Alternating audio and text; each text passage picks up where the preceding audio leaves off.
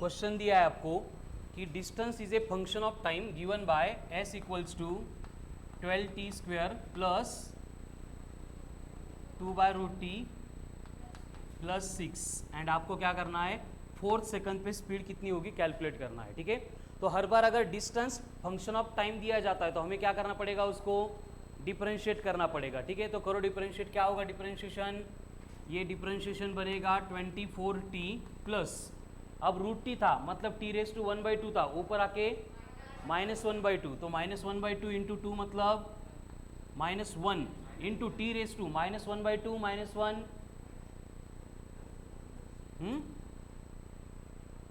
t⁻2 -1/2 -1 -3/2। अगर उसको डिनोमिनेटर में लेके आएंगे तो क्या होगा, स्क्वायर रूट में t का क्यूब प्लस 6 है, उसका डेरिवेटिव 0, ये बन गया differentiation. Now put the value of t, कितना है t, तो 4 इंटू 24 26 बर minus 1 upon root of t का क्यूब है, t का क्यूब मतलब 4 का क्यूब, कितनी 64 का रूट 1/8 1/8 1 to 5 मतलब अप्रोक्सीमेटली 96 ही रहेगा मीटर पर second. This will be the speed. हे बघ t² होता 2 नी मल्टीप्लाई केलं 24 इंटू टी, अब ये 2 अपॉन √t है, ये ऊपर आके बनेगा 2 इंटू t⁻1/2, फिर से डिफरेंशिएट करेंगे मतलब पावर से मल्टीप्लाई करेंगे तो बनेगा 2 इंटू -1/2 इंटू t⁻3/2, यहाँ पे 2 कैंसल, क्या बचा -1 इंटू t⁻3/2 है, डिनॉमिनेटर में लेके जाएंगे तो +3/2। आता 1/2 असेल पावर, आपण त्याला रूट घेतो म्हणजे काय बनेल -1 इंटू 1 अपॉन रूट ऑफ, क्या बचा सिर्फ t³। चलो किती लोकांचे सेम होते आन्सर्स, सगळ्यांचे, व्हेरी गुड। कल सॉल्व किए क्या मॉड्यूल में से बोला था वो क्वेश्चंस, ज्यांनी केले असेल त्यांना कळालं ही कसं करायचं, नाही केले आज करा। नेक्स्ट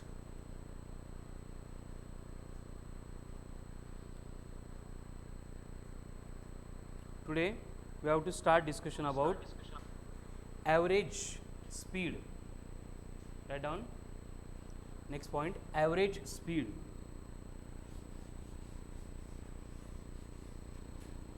आता बघा हा एक पार्ट झाला की स्पीड हमें कॅल्क्युलेट करनी है एंड डिस्टन्स अगर फंक्शन ऑफ टाइम दिया है तो प्रत्येक वेळी आपण हीच प्रोसेस रिपीट करणार। काय करणार, जो भी फंक्शन दिया है वेरिएबल्स में मतलब टी में उसको डिफरेंशिएट करेंगे एंड टी की वैल्यू पुट करेंगे। लेकिन ये कब एप्लीकेबल होगा, अगर हमें टाइम इंटरवल दिया जाता है इस फॉर्म में, मतलब first second, second second, third है, फोर्थ है, फिफ्थ है, 10th है, 11th है, मतलब हमें कैलकुलेट करनी है इंस्टेंटेनियस स्पीड तो ओनली। ठीक है, लेकिन अगर हमें इंस्टेंटेनियस की जगह पे बोला जाता है कि एवरेज स्पीड कैलकुलेट करो, और एवरेज स्पीड कैलकुलेट करने के लिए हमें अगर फंक्शन इस तरह से दिया गया है S equals to 10 into t² plus 5t minus 2, अभी इंस्टंटेनियस नहीं बोला है, क्या बोला है, एवरेज बोला है, पण ते कसं ओळखायचं, क्वेश्चन में एवरेज या फिर इंस्टंटेनियस ये वर्ड नहीं यूज करेंगे। अगर उन्होंने फर्स्ट सेकंड थर्ड फोर्थ बोला है मतलब हम इंस्टंटेनियस कैलकुलेट करते हैं, लेकिन उसके अगेंस्ट अगर बोला है कि calculate the speed in 4 second या फिर आफ्टर 4 सेकंड, अब फोर्थ होता तो उसका मतलब थर्ड खत्म होने के बाद 5 शुरू होने से पहले, लेकिन अगर 4 बोला है इसका मतलब 0 से लेके 4 तक का पूरा पार्ट। तो इस प्रोसेस में हमें अगर एवरेज स्पीड कैलकुलेट करनी है तो हमें क्या करना पड़ता है, पहले t1 इक्वल टू 0 लेना पड़ता है कि जब टाइम 0 था तब बॉडी कहाँ पे थी वो हम कैलकुलेट करते हैं। तो इस s वाले एक्सप्रेशन में अगर t की वैल्यू 0 पुट करेंगे तो हमें s1 इक्वल्स टू कितना मिल रहा है, -2 आ रहा है। ठीक है ना, -2 इस पोजीशन पे बॉडी है। ठीक है, ये प्लस ले लो थोड़ी देर के लिए क्योंकि स्पीड नेगेटिव आ गया फिर से कंफ्यूज होगा। ठीक है, तो कितना आ रहा है, s1 2 आ रहा है। इसका मतलब हम किसी भी एक रेफरेंस पॉइंट से बॉडी को ऑब्जर्व कर रहे थे और जब हमें स्पीड कैलकुलेट करनी है तब ये बॉडी की इनिशियल पोजीशन हो गई s1, जिसका डिस्टेंस इस रेफरेंस पोजीशन पे कितना है, 2 मीटर है। नेक्स्ट स्टेप में हमें क्या करना है, सेम एक्सप्रेशन में ये टाइम की वैल्यू t2 पुट करनी है। t2 मतलब फाइनल टाइम होगा, कितना होगा 4 सेकंड। अगर यहाँ पे t की वैल्यू 4 पुट करेंगे तो क्या होगा, t स्क्वायर मतलब 4 स्क्वायर, 60 इंटू 10 मतलब 160 प्लस 5 इंटू 4 20, 160 प्लस 20 180 प्लस 2 182, मतलब 4 सेकंड के बाद बॉडी की पोजीशन आ रही है S2 and that is 182 metre. काय केलं इथपर्यंत कळालं का, व्यवस्थित बघून घ्या। बस हमने क्या किया, जो इनिशियल टाइम था तब बॉडी कहाँ पे है एंड जो फाइनल टाइम है तब बॉडी कहाँ पे, इसको कैलकुलेट कर लिया। हमारे पास S1 भी है, हमारे पास S2 भी है। अगर एवरेज स्पीड कैलकुलेट करनी है तो उसका एक ही फॉर्मूला है, कौन सा, total distance upon total time. क्या होता है, टोटल डिस्टेंस अपॉन, तो गिवन टाइम इंटरवल में बॉडी ने कितना डिस्टेंस कवर किया है, 182 किया, 184 किया, या फिर 182 माइनस 2 यानी 180 किया। देखो बॉडी यहाँ से निकल रही है जब हमने टाइम की काउंटिंग शुरू कर दी और बॉडी यहाँ तक आ गई है, मतलब distance covered by the body कितना रहेगा, सिर्फ इतना रहेगा। एंड ये 182 कहाँ से है, अगेन उसी रेफरेंस पॉइंट से है, यानी डिस्टेंस कवर्ड विल बिकम, कर लो, डिवाइड बाय टाइम कितना लगा था, तो कितना आएगा ये 45 मीटर पर सेकंड, ये बन गई पढ़ा लो। मतलब सेम एक्सप्रेशन में अगर आपको एवरेज स्पीड बोला जाता है तो वहाँ पे डिफरेंशिएट नहीं करना है, जो इनिशियल स्टार्ट का टाइम दिया था उसको पुट करो, S1 मिलेगा, फाइनल टाइम पुट करो, S2 मिलेगा, तो उस बीच बॉडी कितना डिस्टेंस कवर कर रही है ये कैलकुलेट करने के लिए S2 माइनस S1 करना पड़ेगा, अपॉन टाइम आएगा, जिस टाइम में बॉडी डिस्टेंस कवर कर रही है वो बन जाएगा एवरेज स्पीड का। Write down. लेकिन स्पीड रिलेटेड पार्ट में ये क्वेश्चंस नहीं आते, ये वेलोसिटी में आते हैं, ठीक है। लेकिन अगर दिया है स्पीड तो इस तरह से आप कैलकुलेट करेंगे। चलो फिनिश्ड हो गया लिख के।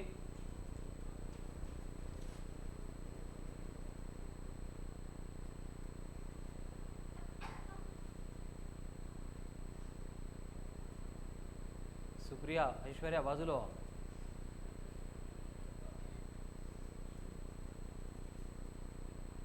चलो हो गया फिनिश्ड।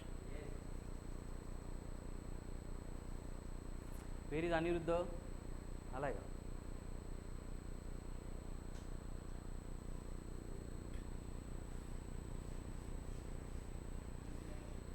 देखो तो वेलोसिटी में इसकी ज़्यादा प्रैक्टिस करनी है, बस एक रेफरेंस क्वेश्चन किया, बाकी मॉडल में दिए वहाँ से सॉल्व करो आप, ठीक है। तो हमने पहले क्या देखा है, देखो कि अगर हमें बोला जाता है कि s is a function of time और उसका फंक्शन देके हमें अगर पर्टिकुलर सेकंड पे अगर स्पीड निकालनी है तो हम इस s को क्या करते थे, डिफरेंशिएट करते थे। लेकिन अगर थोड़ा सा क्वेश्चन में उल्टा डेटा दे दिया तो मतलब कि आपको वेलोसिटी दी है और वेलोसिटी देने के बाद बोला है कि डिस्टेंस कितना कवर होगा। अगर आपको वेलोसिटी दी है और बोला है कि डिस्टेंस कितना कवर होगा तो उस केस में देखो वेलोसिटी इक्वल टू s/t था, ये डिफरेंशिएशन के फॉर्म में है, इसलिए हम जब डिस्टेंस दिया जाता है तब डिफरेंशिएट करके वेलोसिटी कैलकुलेट करते हैं। लेकिन वही केस में अगर मुझे डिस्टेंस चाहिए तो ये s इक्वल्स टू vt बनेगा, एंड अगर ये s इक्वल्स टू vt बन रहा है मल्टीप्लिकेशन के फॉर्म में, मतलब अगर मुझे डिस्टेंस कैलकुलेट करना है तो गिवन वेलोसिटी को हमें क्या करना पड़ेगा, इंटीग्रेट करना पड़ेगा। परत तेच इसको हम क्या बोलते हैं, addition, subtraction, multiplication and division. उसके बाद में d/dt आ रहा है तो ये सिंबॉलिक रिप्रेजेंटेशन है, बाकी कहीं नहीं है, ठीक है। डिफरेंशिएशन उसी तरह से इस तरह का अगर सिंबल दिया तो ये क्या है, इंटीग्रेशन है, ठीक है। आता हे डिफरेंशिएशन आणि इंटीग्रेशन एक्चुअल में क्या होते हैं, डिफरेंशिएट करना मतलब डिवाइड करना एंड इंटीग्रेट करना मतलब उनको ऐड करना या फिर कंबाइन करना, ठीक है। Integration is a special case of addition. जर छोटे 2-3 नंबर असेल 1 + 2 3 आपण डायरेक्ट ॲडिशन करतो, बट 1 + 2 + 3 + 4 + 5 + 6 + 7 + 8 + 9 + 10 फाइनाइट है, लेकिन बहुत ज़्यादा नंबर है तो उस केस में हम क्या करते हैं, समेशन यूज़ करते हैं।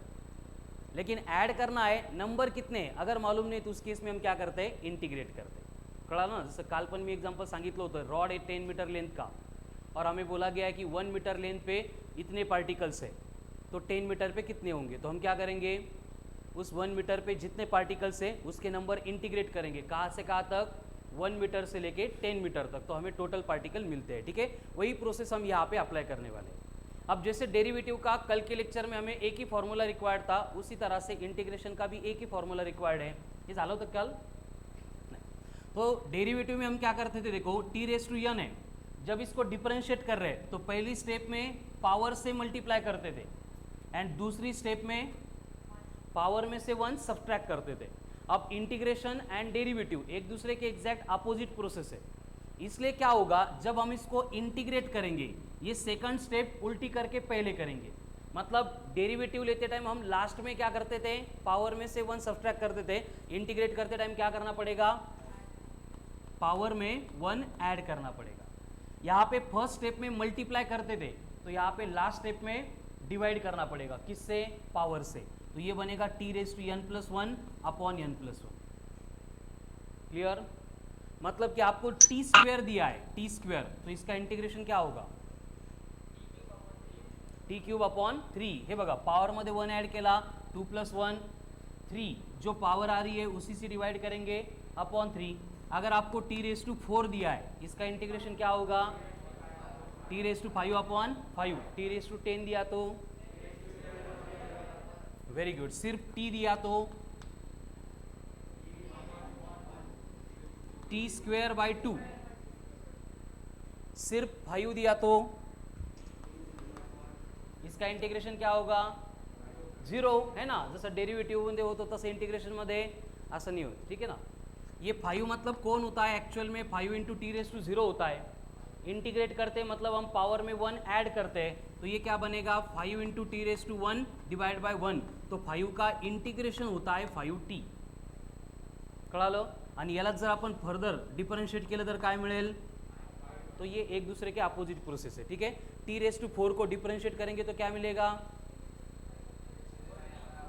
4 × t³ एंड t⁻4 को इंटीग्रेट करेंगे तो कर लो, ठीक है। चलो so write down, calculate the distance covered by the body, calculate the distance covered by the body from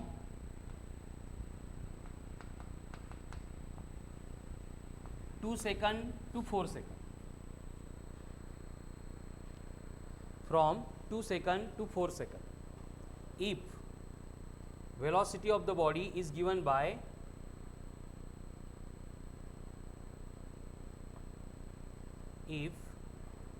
velocity of the body is given by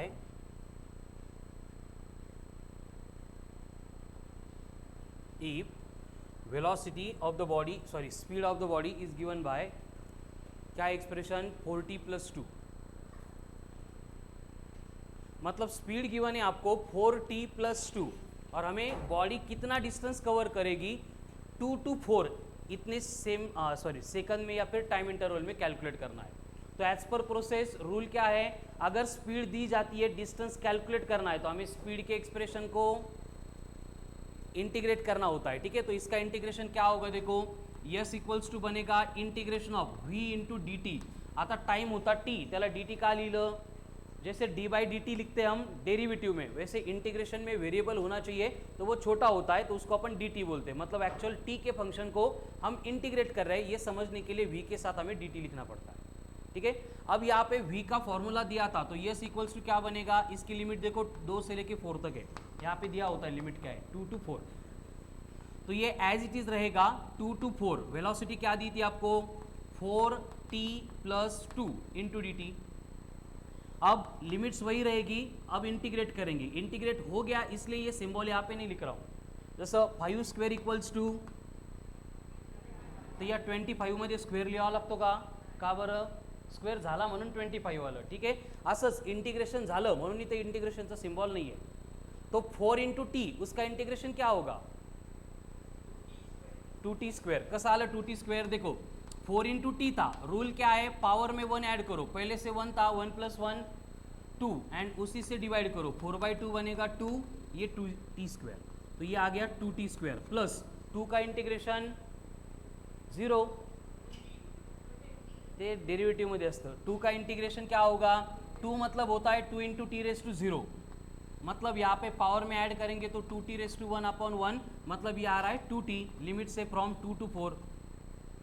hey integration सोडवलं आपण इथं. आगे हमें क्या करना है, लिमिट्स को पुट करना है. How to put limit, upper limit minus lower limit. म्हणजे याच्यामध्ये व्हेरिएबल कोण आहे, टी. या टीला पहिल्यांदा 4 म्हणायचं, मायनस टीला नंतर 2 म्हणायचं. ठीक आहे. कैसे पुट करते limits of integration, upper limit minus lower limit. ठीक आहे. अप्पर लिमिट कोण आहे, ही वरची 4, प्रथमेश घाबरू नको. ठीक आहे, 4. आणि लोअर लिमिट कोण आहे, 2. पुट करायची म्हणजे काय करायचं, टी की जगह पे 4 लिखने का.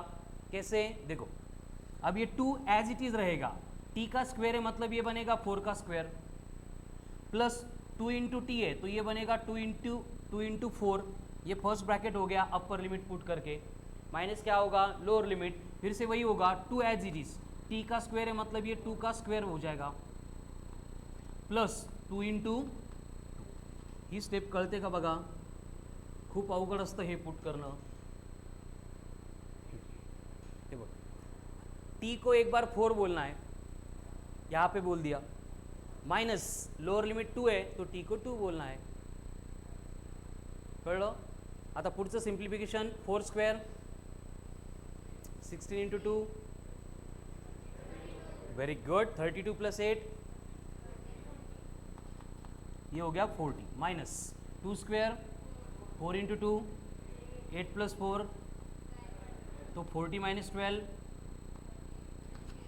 तो गिवन टाइम इंटरवल में body will cover a distance of 28 metre. कळालं. छापून घेऊ नका, पहिली स्टेप बाय स्टेप बघा, जोपर्यंत कळत नाही तोपर्यंत बघा. व्हेरी गुड तेजस, करेक्ट आहे.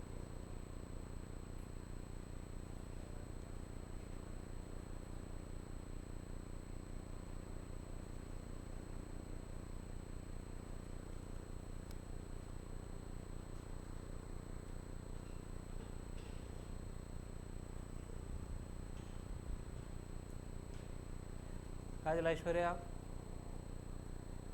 कोण बडबड करते मग, ईश्वरी.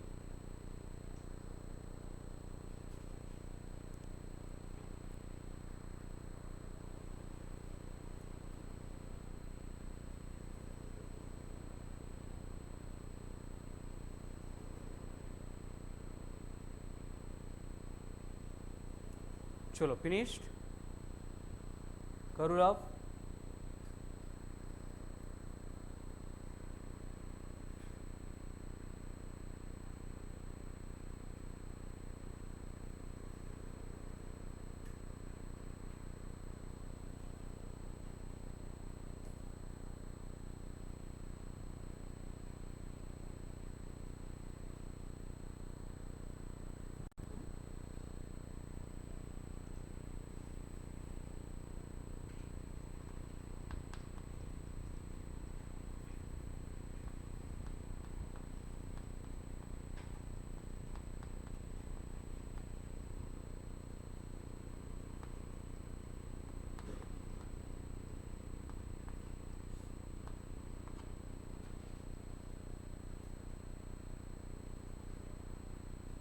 लवकर आली बेटा, अजून 15-20 मिनिट नाही आले असतं तर लेक्चर संपलं असतं.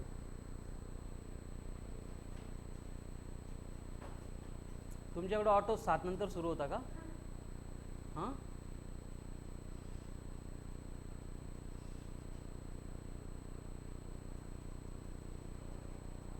माझा एक स्टुडंट होता, अली तडवी नाव त्याचं, 2015 मध्ये.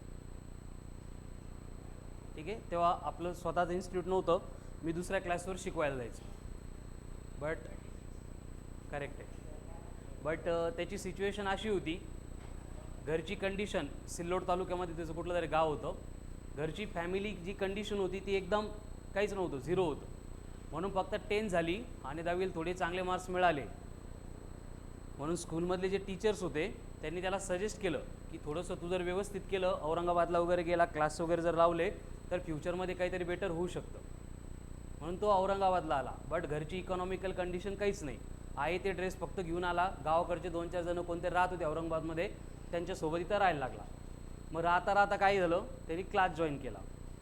आणि क्लास जॉईन केल्यानंतर म्हणजे समोर असा क्लास असायचा आणि क्लासच्या समोरच ते फ्रूटचं आपल्या समोर पण असतं ना फळांचा गाडा असतो ना, त्या गाड्यावर तो जॉब करायचा. सकाळी 6 ते 10 क्लास आणि 10 नंतर संध्याकाळी 7पर्यंत तिथं दिवसभर आमच्या समोरच, म्हणजे असं काही त्याच्यामध्ये त्याला कमीपणा वाटायचं नाही, काहीच नाही. आणि तिथं जॉब करायचा आणि ते जॉब करून त्याचा राहण्याचा खर्च प्लस जेवढं ॲडजस्ट होईल तेवढी क्लासची तो फीस पे करायचा. कळलं ना. असं करत करत एवढी त्याची स्ट्रगल होती. जेव्हा त्यांनी स्टार्ट केलं, लिटरली गावाकडं मराठी मीडियम, ते पण झालेलं स्कूल, इकडं आल्यानंतर काहीच ताळमेळ लागत नव्हता. बट तो करत होता. त्यांनी कळत होतं त्याला की आपल्याला काहीच येत नाही आहे, काही येणार नाही आहे, बट गावाकडं परत जाऊन काहीच नाही म्हणून तो एफर्ट्स घेत होता. असं 2015 त्यांनी कंप्लीट केलं. त्याला काहीच नाही कळालं. 11 झाली, 2016मध्ये 12 झालं. त्यानंतर तो बोर्डची एक्झाम पास झाला. बट नंतर त्याला मेडिकल सेक्टरमध्ये करिअर करायचं होतं. मग नीटचं प्रिपरेशन त्या लेवलचं काहीच नव्हतं. परत तेच सेम सिच्युएशन, त्याच फ्रूटच्या गाड्यावर तो वर्क करायचा, त्याच क्लासमध्ये तो रिपीट करायचा, प्रिपरेशन करायचा. असं 11th गेलं, 12th गेलं, त्यानंतर अजून 1 वर्ष रिपीट केलं तरी पण नाही झालं. त्यानंतर अजून 1 वर्ष रिपीट केलं, त्यानंतर पण नाही झालं. म्हणजे 15, 16, 17 आणि 18मध्ये BMSला नंबर लागला आणि आता तो 3rd इयर BMSचं कंप्लीट झालं.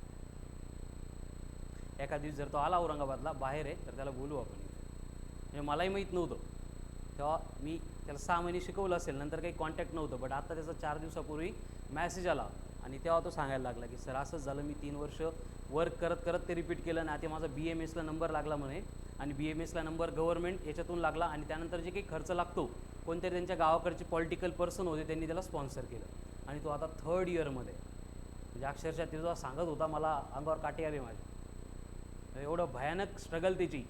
कारण ते 6 ते 10 क्लास करायचा आणि क्लास सुटला की तशीच बॅग त्या गाड्यावर ठेवायची आणि तिथं फ्रूट विकायला तो थांबायचा. कळतंय ना मला काय सांगायचं ते.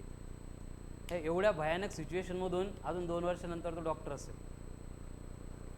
आपलं काय, सगळ्या गोष्टी एवढ्या व्यवस्थित, काही प्रॉब्लेमच नसताना पण आपल्याकडे रिझन्स किती आहेत. आपले रिझन्स काय आहेत, खूप लेक्चर होतात. आपले रिझन्स काय आहेत, पेपर टफ असतो. आपले रिझन्स काय आहे, हे कळत नाही आहे. आपले रिझन्स काय आहे, प्रॅक्टिस करायला वेळ भेटत नाही आहे. मग त्यांनी कसं केलं असेल. कळते ना मला काय सांगायचं आहे ते. या छाटछूट गोष्टी आसपास पण नाही फिरकला पाहिजे आपल्या. म्हणजे खूप अभिमानाची गोष्ट आहे. आता इथून पुढे मी प्रत्येक बॅचला तिचं नाव सांगतो. म्हणजे आम्हालाही विश्वास नव्हता असं काही तो करू शकतो म्हणून. आमची इच्छा होती 11th 12th करून कुठेतरी ग्रॅज्युएशन झालं, काहीतरी जॉब त्याला मिळावा म्हणून.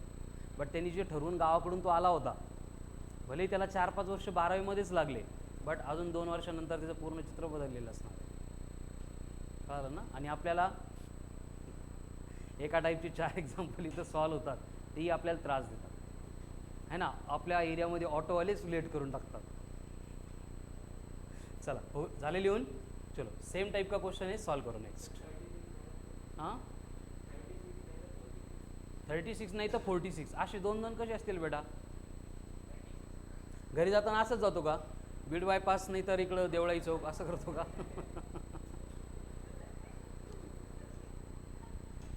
चलो यहाँ पे डिफ्रेंशिएट करना पड़ेगा क्या, एस नो, डिफ्रेंशिएशन की रिक्वायरमेंट है क्या, नहीं. यहाँ पे इंटीग्रेट करना पड़ेगा. तो डायरेक्ट अभी एक्सप्रेशन लिखते हैं, S is given by, integration की लिमिट क्या लेनी पड़ेगी, 2 सेकंड बोला है, इसका मतलब क्या होता है 0 से लेके 2. तो ये 0 से शुरू होगा, 2 पे खत्म होगा. इसको इंटीग्रेट करना था, अब इंटीग्रेट डायरेक्ट करते. t³ का इंटीग्रेशन t⁴ अपॉन 4, लेकिन ऊपर न्यूमरेटर में 2 थे, मतलब ये 2t³ था, तो ये बनेगा 2 × t⁴ अपॉन 4. अगर ये 2 कैंसिल करेंगे तो ये बनेगा t⁴ अपॉन 2. तो इसका इंटीग्रेशन अगर डायरेक्ट लिखूंगा मैं तो ये बन रहा है t⁴ अपॉन 2 प्लस 4 × t का इंटीग्रेशन 2t². Very good. 10 का 10t, लिमिट से फ्रॉम 0 to 2. ठीक है. अब अपर लिमिट पुट करनी है. 2⁴ असतं का, 2⁴ असतं. 2 × 2 × 2 × 2 किती 16. नाही कळत, हे बघा 2⁴ म्हणजे हे 4 वेळा 2 मल्टिप्लाय करायचे, किती येतं 16. 16/2 8 प्लस t², 2², 4 × 2 10 × 2 20 माइनस सारे इसमें t है. हर बार t अगर 0 पुट करेंगे तो एवरीथिंग विल बिकम, यानी कि डिस्टेंस कितना कवर हो रहा है 36 नहीं तो 46, 36 मीटर. किती लोकांचा आलो सेम आन्सर? ओनली 2. बाकीची स्टोरी ऐकत होते हे की नाही. चलो नेक्स्ट.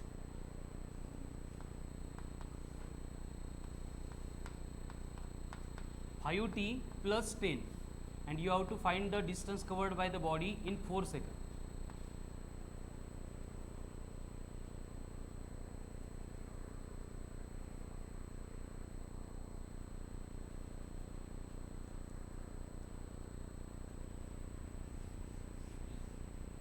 Very good.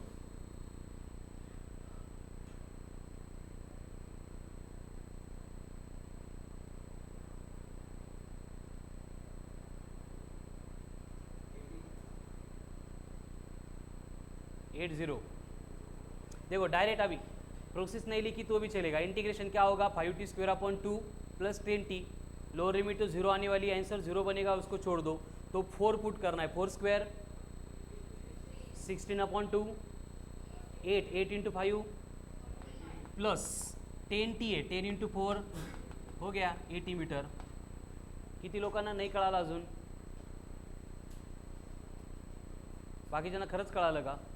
हे बघा ठीक आहे, आपण स्टेप बाय स्टेप सोडू. तोपर्यंत बाकीचे काय करा. v equals to 10t square plus 5t plus 2 and find करो distance covered by the body in time interval of 3 second. ज्यांना हे कळालं नव्हतं अनिरुद्ध काय करायचं, पहिले इंटीग्रेट करना है इसको. इंटीग्रेशन की लिमिट होगी 0 से लेके 4. हे तर लिहिता येतं. ये किसकी वैल्यू है? डिस्टेंस की. फंक्शन क्या दिया है? 5t प्लस 10 इंटू dt होता ही है. इतपर्यंत क्लियर है ऋषिकेश? अब इसको इंटीग्रेट करना है, मतलब क्या करना है कि जो t दिख रहा है उसकी पावर में 1 ऐड करना है, उसी से डिवाइड करना है. अब इसको इंटीग्रेट करेंगे तो 5 एज इट इज रहेगा. t की पावर कुछ नहीं मतलब 1 होती है. 1 में 1 ऐड कर देंगे, ये बनेगा t स्क्वेयर. जो पावर आ रही है उसी से डिवाइड करो, हो गया. प्लस यहाँ पे 10 है, इंटू कुछ नहीं है, लेकिन एक्चुअल में हम इसको ऐसे लिखते हैं 10 इंटू टी रेस टू 0, कारण याची वैल्यू 1 है. 1 इंटू 10 10 है, so we can write it as. ठीक है, तो टी रेस टू 0 है, उसमें 1 ऐड करेंगे तो वो t बनेगा, उसी से डिवाइड करेंगे मतलब t बाय 1, यानी ये सिंपली 10t बनेगा. और लिमिट्स पुट करेंगे तो अपर लिमिट कितनी है? 4. लोअर लिमिट कितनी है? दिली नाही म्हणजे 0 आहे. कळालं ना? हे खूप महत्त्वाचं आहे. 4th म्हणजे ओनली 4th एंड 4 म्हणजे 0 से लेके 4 तक. अब यहाँ पे सिंप्लीफाय करने के लिए t की वैल्यू 4 पुट कर दो. हे पुट करायचं कळत नाही असं कोण आहे अजून? हे t होतं, नंतर कुठं गायब झालं, 4 कुठून आले, काय घेतले? फक्त t ची व्हॅल्यू जिथं असेल त्याला 4 म्हणायचं. कळालं? जसं मी ऋषिकेशला प्रसाद म्हणा असं म्हणून सांगितलं. जेवढे ऋषिकेश असेल त्यांना आपण काय म्हणायला सुरुवात करणार?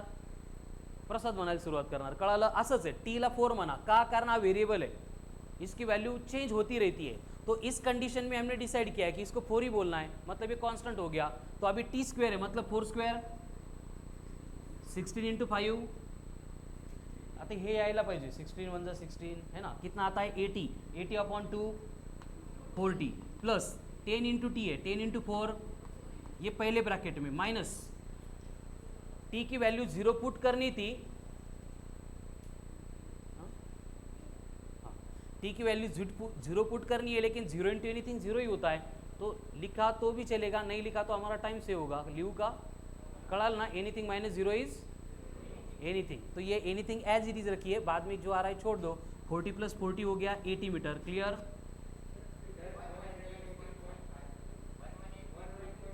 1182.5. Very good, correct. आता 118.5 का और 128.5 एकच आहे ना आता स्वप्नील?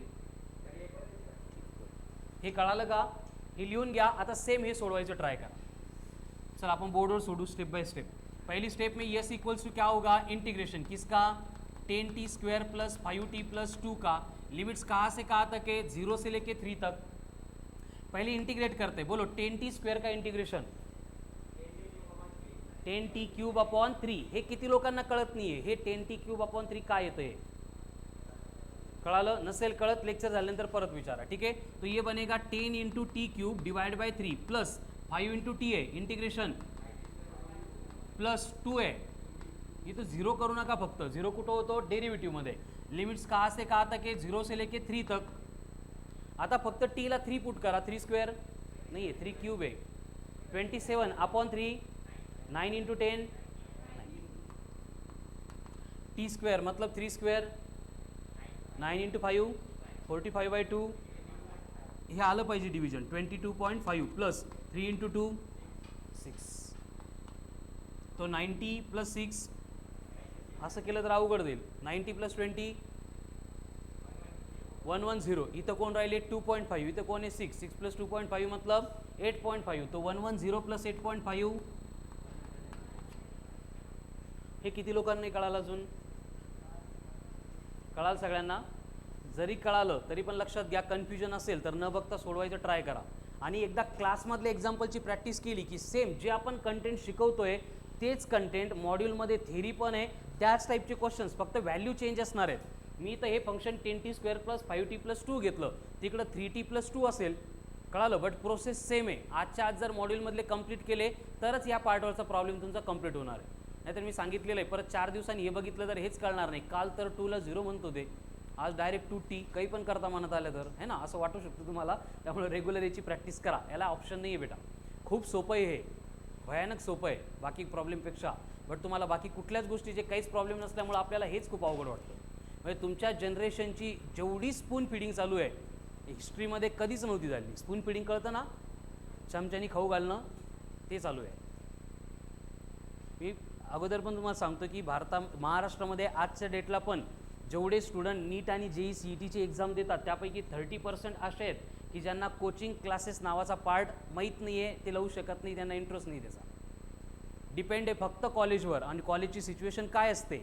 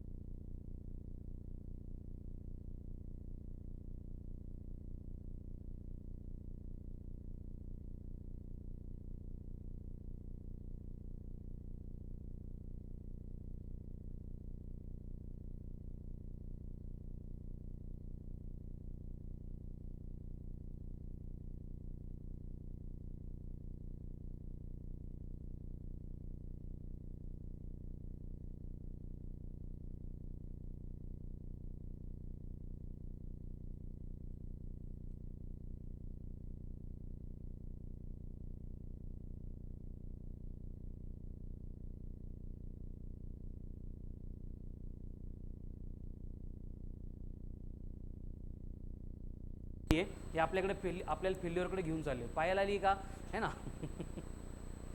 कसं काय आली बेटा तू आज आली जाग तर आली क्लासला ठीक आहे ना नाहीतर काय करायचं फक्त नॉमिनल 6:15 उठायचं मीटिंग जॉईन करायची नाव दिसलं पाहिजे अटेंडन्समध्ये घरी फोन जातो म्हणून ते पण घरी जर तोही कॉल नाही केला तर त्याची काही आवश्यकता नाही आपल्याला तर या गोष्टी तुम्हाला कुठं नेऊन ठेवणार आहे बघा तुम्ही झालं आहे की सॉल्व करून क्वेश्चन दिया था नेक्स्ट यही था सॉल्व भी हो गया रिलेशन लक्षात आलं हे बघा सिंपल कंडीशन है अगर डिस्टेंस दिया जाता है इंस्टेंटेनियस स्पीड पूछी है तो डिफरेंशिएट करना है एवरेज पूछी तो डिफरेंशिएशन नहीं करना है क्या करना है बस 2 टाइम की वैल्यू पुट करनी है distance covered per unit time करना है लेकिन अगर स्पीड दी जाती है एंड वहाँ से डिस्टेंस कैलकुलेट करने के लिए बोला जाता है तो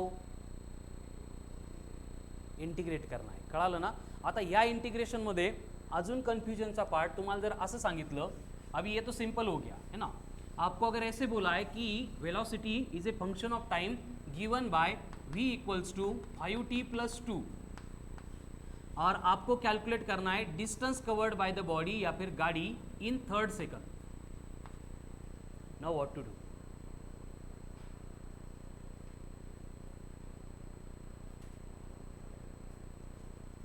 थ्री नहीं बोला है, अब 3rd बोला है, 3rd।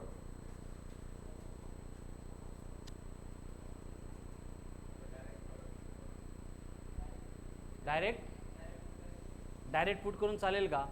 डायरेक्ट पुट कहाँ पे कर सकते हैं अगर उसको डिफरेंशिएट कर रहे तो, लेकिन डिस्टेंस डिफरेंशिएशन करके आएगा ही नहीं, क्योंकि वेलोसिटी का डिफरेंशिएशन एक्सेलरेशन होता है, हमें इंटीग्रेट ही करना पड़ेगा। एंड इंटीग्रेट करने के टाइम अगर ये 3rd वाली बात बोली है तो हमें जो बेसिक कंसेप्ट मालूम है कि सेकंड खत्म होने के बाद एंड 4th शुरू होने से पहले जो होता है वो 3rd है। उसके लिए करना क्या पड़ेगा, देखो इसको अपन इंटीग्रेट करेंगे पहले, S equals to integration of 5t plus 2, और यहाँ पे हमारी लिमिट्स रहेगी, क्या रहेगी लिमिट्स? 2 and 3। कळलं का? कब? अगर 3rd बोला है तो 2 and 3, 3 में रिक्वायर्ड है ना, हमें 4 में रिक्वायर्ड नहीं है। 3 कंप्लीट कंसीडर करना है वहाँ पे, बस 3 सेकंड में जितना हो रहा था उसमें से 2 सेकंड में जितना होगा उसको सब्ट्रैक्ट करके निकाल देंगे, तो क्या बचेगा 3rd का? नहीं कळत है, ठीक है। 2 and 3 क्यों?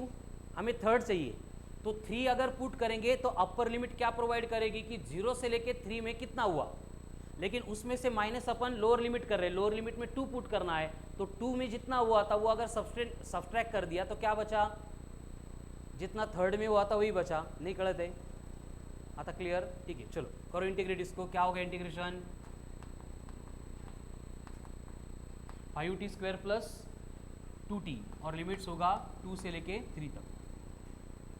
अब पुट करो 3 square 9 into 5 45 upon 2 22.5, 3 into 2 6 minus 4/2 2 10 plus 4 14 28 minus 10 18 minus 4 14.6, हो 14.5, very good. This will be the distance covered in 3rd second. Formula तोच है, प्रोसेस तीच है, बट कंडीशन क्या दी जाती है उसके अकॉर्डिंग हमारी सॉल्व करने की प्रोसेस चेंज हो रही है, ठीक है। तो इस टाइप के ढेर सारे क्वेश्चंस मॉड्यूल में ऑलरेडी दिए हैं, आज के आज कंप्लीट करेंगे तो क्लियर हो जाएगा, नहीं तो थोड़ा सा फिर टाइम लग सकता है। Now we have to start discussion about very important concept related to speed only. स्पीडच डिस्कस करायची है, बट क्वेश्चन की न्यू टाइप आती है which is most important. Write down, question लिखो और क्वेश्चन सॉल्व करने की प्रोसेस में आपको समझ में आएगा कि इसको कैसे करना है, ठीक है। If a body is traveling along straight line path, if a body is traveling along straight line path, if a body is traveling along straight line path with speed v1, with speed v1 it covers, with speed v1 it covers a distance of d1 and with speed v2, with speed v2 it covers a distance d2, then average speed of the body will be, average speed of the body will be, average speed of the body will be. परत तेच average speed का एक ही formula है, कौन सा? Total distance upon total time. तो question में find करो टोटल डिस्टेंस कितना दिया है, d1 plus d2, very good. Total time कितना दिया है? दिया ही नहीं है टाइम, तो टाइम अगर नहीं दिया है तो हम स्पीड नहीं निकाल सकते, इसलिए हमें एक एडजस्टमेंट करनी पड़ेगी। देखो क्वेश्चन में क्या बोला है कि ये बॉडी यहाँ से निकल रही है, यहाँ पे जा रही है, रास्ते में कुछ डिस्टेंस से d1 वो v1 इतने स्पीड से ट्रैवल हो रहा है, रिमेनिंग डिस्टेंस से d2 वो v2 इतने स्पीड से ट्रैवल हो रहा है, ठीक है। हमें एवरेज स्पीड कैलकुलेट करने के लिए टोटल डिस्टेंस चाहिए, तो टोटल डिस्टेंस यहाँ पे d1 प्लस d2 बनता है, लेकिन टाइम के बारे में कोई भी इंफॉर्मेशन नहीं दी है, इसलिए स्पीड को जब डिफाइन किया था तो मैंने एक फॉर्मूला लिख के दिया था v equal to S by T, and उसके साथ में बोला था अगर टाइम निकालना है तो हमें s बाई वी करना पड़ता है, एंड s निकालना है तो हमें vt करना पड़ता है। आठवता है? वही कंडीशन यहाँ पे अप्लाई करेंगे तो हमारे पास v1 एंड d1 है, इससे निकालना है t1, तो क्या होगा t1 d1 अपॉन v1, हाच फॉर्मूला है, time equal to distance upon speed, distance को वहाँ पे s बोला था, यहाँ पे d1 बोला है बस। Same way t2 will become d2 upon v2, अभी टाइम भी आ गया, डिस्टेंस तो पहले से था, तो एवरेज स्पीड बनेगी v average is equals to d1 plus d2 upon t1 plus t2, but ये t1 t2 की वैल्यू यहाँ पे पुट करेंगे तो क्या होगा equation d1 plus d2 divided by d1 by v1 plus d2 by v2, ठीक है। अब से आगे इसी टाइप के क्वेश्चंस हमें सॉल्व करने, कड़ा लो बस। होगा क्या, यहाँ पे d1 d2 बोला है, आगे जाके मैं बोलूँगा कि half distance with speed v1, remaining half distance with speed v2, या फिर 1/3 डिस्टेंस विथ स्पीड v1, तो सेम हम क्या करेंगे, पहले t1 t2 कैलकुलेट करेंगे एंड इक्वेशन रीअरेंज करके फॉर्मूला डिराइव करेंगे, ठीक है। चलो राइट डाउन, हे कळलं का काय केलं, एकच फॉर्मूला है, average speed upon average speed equal to total distance upon total time, बस टाइम दिया नहीं है तो हमें कैलकुलेट करना पड़ेगा ये एडजस्टमेंट्स। अभी इसी के ऊपर नेक्स्ट क्वेश्चन आता है, इफ काही लिहिता पहले, इफ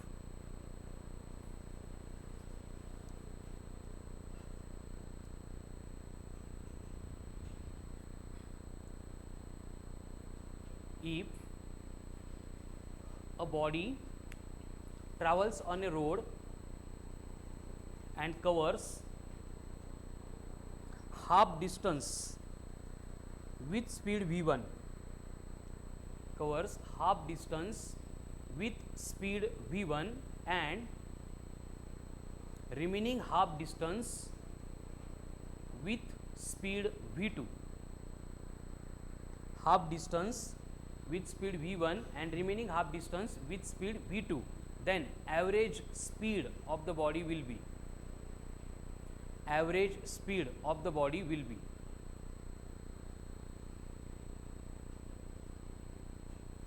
एकदम सिंपल स्ट्रेट फॉरवर्ड आहे बघा, फक्त बाय प्रोसेस सॉल्व करा, गडबड करू नका फर्स्ट क्वेश्चनचा आन्सर येईपर्यंत।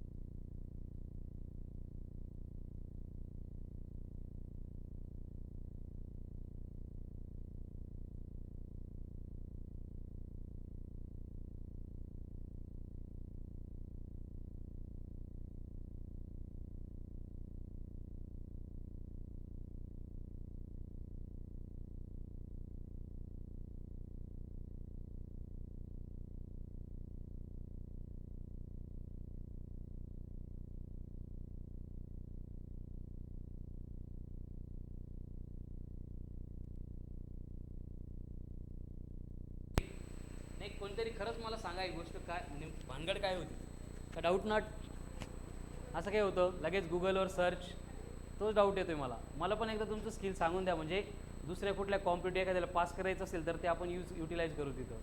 एवढे एक्सपर्ट झालेले आहेत तुम्ही. आणि विशेष म्हणजे रेकॉर्ड ब्रेक 10 क्वेश्चन, ते पण NLMचे 3 मिनिटमध्ये टेस्ट सबमिट, 5 मिनिटमध्ये टेस्ट सबमिट, आणि तरी मार्क्स 32. इथं क्वेश्चन बनवायला आम्हाला अर्धा तास लागतो एक, आणि तुम्ही 10 क्वेश्चनची टेस्ट 3 मिनिटात सबमिट. म्हणजे एवढे फास्ट आन्सर कुठून येतात, कोणत्या सोर्सकडून येतात? चला, सेम टाइप का क्वेश्चन है. आपको बोला है कि बड़बड़ half of the distance with speed v1, remaining half of the distance with speed v2 cover हो रहा है. तो उस केस में एवरेज स्पीड चाहिए. तो पहले बोलो टोटल डिस्टेंस कितना होगा? d half plus d half मतलब d 1/2 प्लस 1/2 1 ना. हे येते का ॲडिशन सगळ्यांना? d/2 plus d/2 2d/2, 2 cancel होऊन काय राहील? फक्त d. अब यहाँ पे टाइम दिया नहीं है तो हमें इस इंफॉर्मेशन के ऊपर से टाइम निकालना पड़ेगा. t1 कितना होगा? d upon toys of v1. कसं? इथं जे केलं होतं तेच. तन्विषा इकडं काय केलं होतं आपण? t1 equals to distance upon speed. इथं पण तेच करायचं आहे. Distance upon speed. डिस्टन्स कितना आहे? d/2 अपॉन स्पीड मतलब v1, तो d अपॉन 2v1. हे कळतंय का? Yes no? नक्की? Good morning Prathamesh. ठीक है. देन t2 कितना आएगा बोलो? d upon 2v2. तो t1 आ गया, t2 आ गया. d1 d2 तो पहले से थे. एक ही तो फॉर्मूला है एवरेज स्पीड का. कौन सा? Total distance upon total time. Total distance d है, टोटल टाइम क्या होगा? t1 plus t2. Now put there values. तो d एज इट इज रहेगा. t1 एंड t2 दोनों में d/2 है, ते कॉमन घेऊ शकतो का आपण? Yes no? तो ब्रैकेट में क्या बचेगा? 1/v1 plus 1/v2. तो यहाँ पे dd 1/1/2 है, ऊपर जाके ये 2 बनेगा. आता हे 1/v1 प्लस 1/v2 इनको ऐड करना है. डिनोमिनेटर सेम करो, नहीं तो क्रॉस मल्टीप्लाई करो. v2 into 1 plus v1 into 1 upon v1 v2. तो ये क्या आ रहा है? 2 upon v1 plus v2 upon v1 v2. But 1/1 की टर्म न्यूमरेटर में आती है, तो ये v1 v2 अगर ऊपर लेके जाएंगे तो एक्सप्रेशन मिलेगा 2v1 v2 upon v1 plus v2. This will become average velocity. कोणाचाही आन्सर नव्हतं सेम.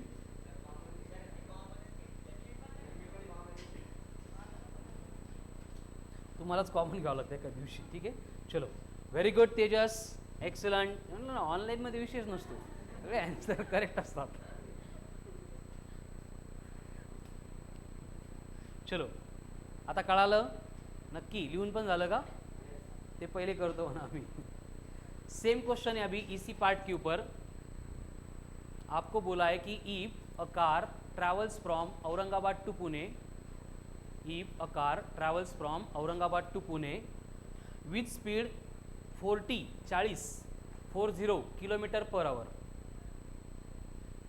40 किलोमीटर पर hour, with speed 40 kilometer per hour, and back to Aurangabad from Pune, back to Aurangabad from Pune with speed 60 kilometer per hour, 60 kilometer per hour. Then average speed of the car will be, sorry, average velocity of the car will be.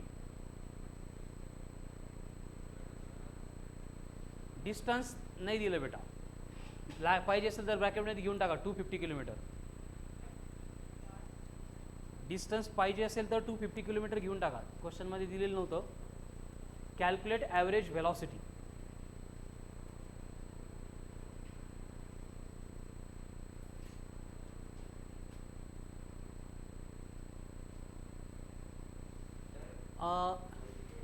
तुमच्यापैकी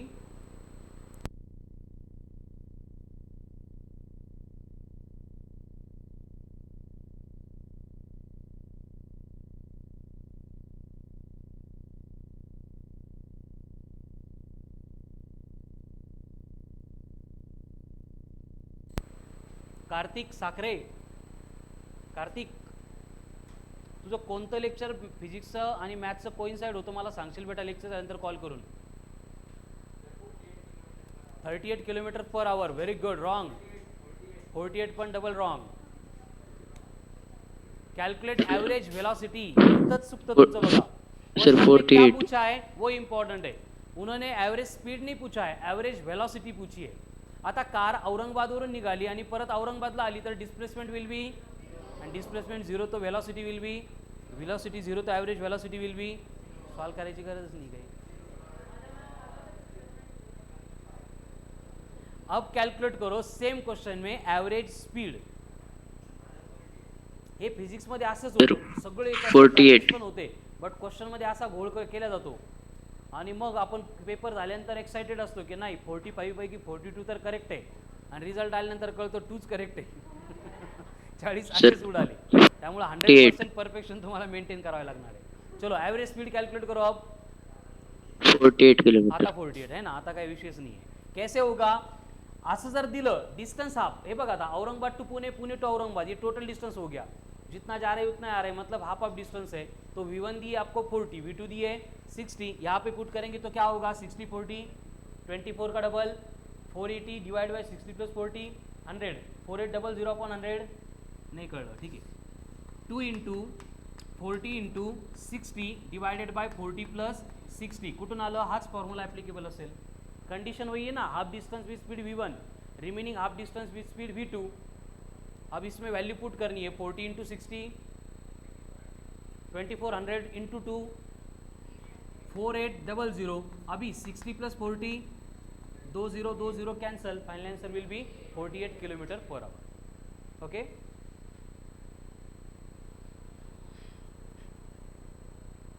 करू rough. Next question. Next question में बोला है कि body travels on a road covers 1/3 distance with speed V1, next 1/3 distance with speed V2 and remaining 1/3 distance with speed V3. Then calculate the average speed of the body. पहले half half होतं, आता 1/3 केलंय. Process same रहेगी. देखो average speed calculate करने का एक ही formula है, which one, total distance upon total time. तो टोटल डिस्टेंस कितना होगा, d/3 plus d/3 plus d/3 करके 1d. डिस्टेंस आ गया. टाइम निकालने के लिए वही प्रोसेस होगी, कौन सी, डिस्टेंस एंड स्पीड दी है तो टाइम t1 क्या बनेगा, d/3v1, t2 क्या बनेगा, d/3v2, t3 क्या बनेगा. हे किती लोकांना कळत नाही आहे, रेज युअर हँड्स. खरंच कळतंय, नसेल कळत तर मी सांगतोय बाळांनो, लेक्चर झाल्यानंतर किंवा दिवसभरात संध्याकाळी 8 पर्यंत कधी पण या, बट या आजच्या पार्टला आजच क्लिअर करा, उद्या वेळ भेटणार नाही, उद्या नवीन काहीतरी असणार आहे. ठीक है, तो ये T1 आ गया, T2 आ गया, T3 आ गया. अब इनको अगर पुट करेंगे तो एवरेज स्पीड क्या होगी, V एवरेज, टोटल डिस्टेंस हो गया D, टोटल टाइम हो गया T1 plus T2 plus T3. अब तीनों में d/3 वेरी गुड, कॉमन है, तो ये d/3 बाहर लिख देंगे. क्या बचा, 1/V1 plus 1/V2 plus 1/V3. तो यहाँ पे dd कैंसिल, परत तेच 1/1/3 है, ये न्यूमरेटर में जाएगा. अब मुझे करनी है एडिशन. या एडिशनला अजिबात घाबरू नका, सिंपल जो रूल है उसको अप्लाई करो. क्या है, 1/V1 plus 1/V2 plus 1/V3. Condition क्या है कि अगर वहाँ पे रेसिप्रोकल की एडिशन करनी है तो वहाँ पे डिनोमिनेटर सेम मेंटेन करना पड़ेगा. दोनच नंबर असेल तर आपण क्रॉस मल्टीप्लाय करतो, ठीक है, लेकिन 2 से ज़्यादा नंबर है तो प्रत्येक वेळी क्रॉस मल्टीप्लाय करत बसू नका, इट विल कंज्यूम टाइम. तो इनका कॉमन डिनोमिनेटर बनाना है. क्या बनाना पड़ेगा, V1 V2 V3. अब यहाँ पे सिर्फ V1 है तो यहाँ पे V2 V3 लेके आने के लिए यहाँ पे V2 V3 upon V2 V3 से मल्टीप्लाई कर देंगे. सेम वे यहाँ पे V2 पहले से, तो अब किससे मल्टीप्लाई करना पड़ेगा, V1 V3 upon V1 V3 से. ये V3 पहले से तो मल्टीप्लाई करना पड़ेगा V1 V2 bye V1 V2 से. कळतं का, ये V1 V2 upon V1 V2 cancel होता है, म्हणजे मैथमेटिकली इक्वेशन को हम चेंज नहीं कर रहे. ठीक है, तो एक न्यूमरेटर में लिखो, एक डिनोमिनेटर में लिखो. क्या होगा इसका simplification, V2 V3 upon V1 V2 V3 plus V1 V3 upon V1 V2 V3 plus V1 V2 upon V1 V2 V3. ही स्टेप किती लोकांना नाही कळाली, बर ही किती लोकांना नाही कळाली, नो इश्यू. चले परत असं जे कळत नाही ते सांगावं. डाऊटसाठी मी तुम्हाला कधीच नाही ओरडणार. कळालं? फक्त डाऊट. नाहीतर मी सांगितल्याप्रमाणे काल सर तिथं वर प्लस लिहिलं होतं 3+2 आणि खाली डायरेक्ट 5 घेतलं, तिथं माझे शब्द संपतात. कळालं ना? बट आता ह्या गोष्टीमध्ये प्रॉब्लेम आहे ते आपण डिस्कस करू. हे बघा 1/2 + 1/3 + 1 असं दिलं आहे. आपण डायरेक्ट ॲड करू शकतो का? म्हणून आपल्याला काय करावं लागेल, यांचा डिनॉमिनेटर सेम बनवावं लागेल. मग आता इथं जर मी 6 इथं 6 आणि इथं 6 घेतलं तर तिघांचा डिनॉमिनेटर सेम येईल. बट 6 आणण्यासाठी मला काय करावं लागेल, या 2 ला 3 ने मल्टीप्लाई करावं लागेल. बट अगर मैंने सिर्फ मल्टीप्लाई किया तो मैथमेटिकल एस्पेक्ट ही उसका चेंज हो रहा है. मतलब पहले वो 1/2 हुआ करता था, अब 1/6 होगा. सेम आहे का नंबर? असं मॅथ्स आपल्याला अलाउ करत नाही. मॅथ्सचे रूल आपण अजिबात सोडत नाही. कळालं? त्यामुळे आपल्याला काय करावं लागतं, 3 ने डिवाइड करतोय तर मल्टीप्लाई पण करावं. अब जाके क्या होगा देखो, 1/2 मतलब 0.5 एंड 3/3 से मल्टीप्लाई करके 3/6 मतलब भी 0.5. तो इसकी एक्चुअल वैल्यू चेंज हो रही है क्या, तो अपन ये एडजस्टमेंट कर सकते हैं. ठीक है. उसी तरह से यहाँ पे डिनोमिनेटर में 6 चाहिए तो मैं इसको 6/6 से मल्टीप्लाई कर दूंगा. नहीं चालणार. होतं कधी कधी होतं. ठीक है. 2/2 से मल्टीप्लाई करेंगे. अगर 2/2 से मल्टीप्लाई नहीं करते तो ये 1/3 है, एंड 2/2 से मल्टीप्लाई करेंगे तो ये 2/6 आ रहा है. अब 2/6 and 1/3 both are same. Mathematical equation change नहीं झालं, we can do this arrangement. अभी यहाँ पे सिर्फ 1 था तो इसको डायरेक्ट 6/6 से मल्टीप्लाई करेंगे.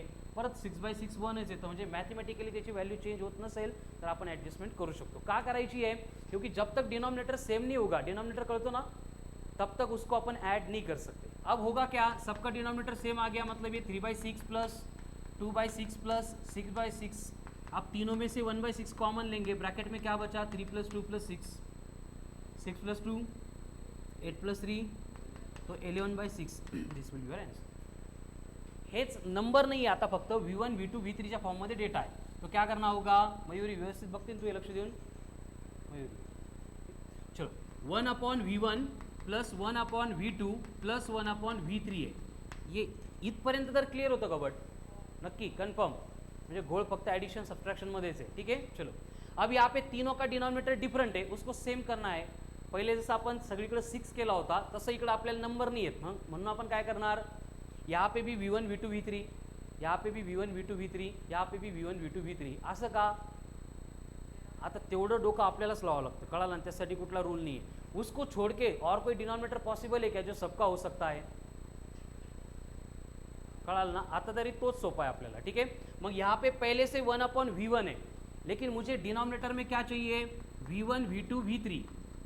तो V1 V2 V3 के लिए मैंने V2 V3 यहाँ पे एक्स्ट्रा लिखा है, मतलब डिवाइड किया है. इसको कैंसिल करने के लिए सेम V2 V3 न्यूमरेटर में भी लिखना पड़ेगा. क्लियर? अब यहाँ पे सिर्फ V2 था, मुझे डिनोमिनेटर में क्या चाहिए, V1 V2 V3 चाहिए.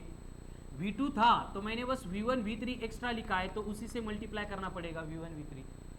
यहाँ पे V3 पहले से था, हमें डिनोमिनेटर में V1 V2 V3 चाहिए, तो यहाँ पे V3 था तो मल्टीप्लाई हो रहा है ओनली बाय V1 V2. कळतंय का? आता क्लियर है? अजून कोणाला काही प्रॉब्लेम? अब हम क्या करेंगे, तीनों में से 1/V1 V2 V3 कॉमन लेंगे, तो ब्रैकेट में क्या बचेगा, ये बचेगा V2 V3 + V1 V3 + V1 V2. Clear? आता काय होईल फक्त बघा, इसकी एडिशन ही है, तो ये V1 V2 V3 अगेन 1/1 में आ रहे हैं, तो 1/1 की टर्म क्या होती है, न्यूमरेटर में जाती है. तो फाइनल आंसर हम ऐसे लिख सकते हैं, 3 पहले से था, V1 V2 V3 divided by V2 V3 V1 V2 V1 V3. ये होगी एवरेज वेलोसिटी जब 1/3 देंगे तो.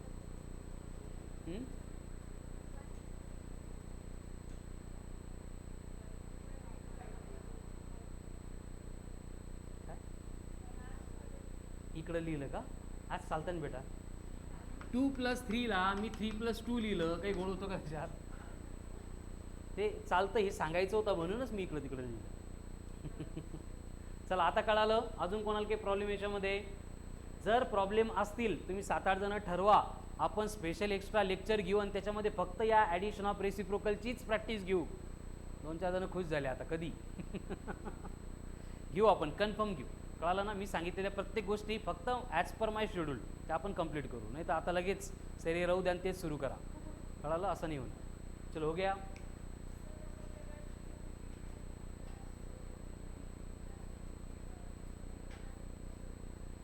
का बरं कसं घेणार? या स्टेपमध्ये म्हणतेस की या स्टेपमध्ये? तिथं टू कुठून आणणार तू? कोण दोन आहेत? कुठं दोन आहेत? न्यूमरेटर का डिनॉमिनेटरला? मग तुला काय म्हणायचं आहे? V1 या दोघातून कॉमन काढायचं. किती कॉम्प्लिकेटेड होईल ते. तू नाही घेऊ शकत. तू काय करू शकते? फक्त या दोघातून V2 common, mug V2 in bracket V3 plus V1 एवढंच करू शकते. चलो हो गया. अभी सेम जो फॉर्मूला हमें मिला है उसके ऊपर का क्वेश्चन मैं दे रहा हूँ. If a body is travelling on a road, if a body is traveling on a road, if a body is traveling on a road and covers 1/3 distance with 30 km/h, next 1/3 distance with 40 km/h, and next 1/3 distance with 50 km/h, then average velocity will be, average speed will be, हे बघा 20 30 40 का 20 30 50 हां 30 40 50. पहिला 1/3 30 then 40 then. आता जर हा formula तुम्हाला माहीत असेल 1/3 हो रहा है तो हम डायरेक्ट यहाँ पे वैल्यू पुट कर सकते हैं. जर नाहीच लक्षात राहायला प्रॉब्लेम नहीं, उसकी प्रोसेस अगर मालूम है तो 1 मिनट एक्स्ट्रा लागेल बट आपण डिराइव करू शकतो. अभी मालूम है तो पुट कर दो 30 × 40 × 50.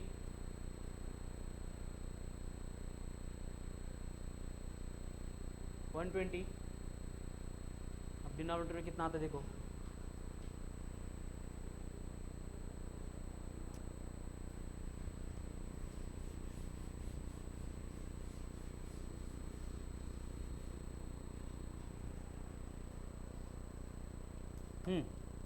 क्या होगा बोलो? 3 × 30 40 50. V2 V3 है मतलब 5 × 4 20 00 प्लस V1 V2 है 30 × 40 1200. V1 V3 मतलब 1500. कळलं हे? बस V1 V2 V3 की वैल्यू पुट कर दिए. आता मल्टीप्लाई करताना 5 × 4 20 × 3 16 × 3 180, उसके ऊपर 1230 मतलब 180 123 डिवाइड बाय एडिशन 15 + 12 हाँ 15 + 12 27 + 20 का 2 3700. तो 2020 कैंसिल 1800/37. हाँ हो 47 1800/47 36 38 कितना?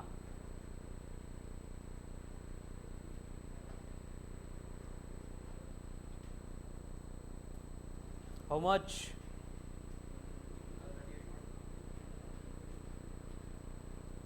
38.2. करेक्ट आहे, एक्झॅक्टली करेक्ट आहे. Very good. ठीक आहे. तर परत आज सोडवलेले एक्झाम्पल्स जोपर्यंत करेक्ट आंसर येत नाही ॲटलीस्ट 3 टाइम्स सॉल्व करा. सेम टाइप के एग्जाम्पल मॉड्यूल में दिए एकदम स्टँडर्ड लँग्वेज में. मॉड्यूलचं पण वर्क सायमल्टेनियसली कंप्लीट करा. हे जर सोबत केलं तर होईल, नाहीतर दिसतं मॉड्यूल नंतर 150 पेजेसचं. कुठून सुरुवात करू आणि काय करू, एखादं पेज रँडम ओपन केलंच असा क्वेश्चन दिसतो की नाही. हे येतच नाही एक्झामला, आहे की नाही. एवढं अवघड नसतंच एक्झाममध्ये, आपण स्वतःला सांगत फिरतो. मग त्यामुळे सायमल्टेनियसली कंप्लीट करा. थँक्यू.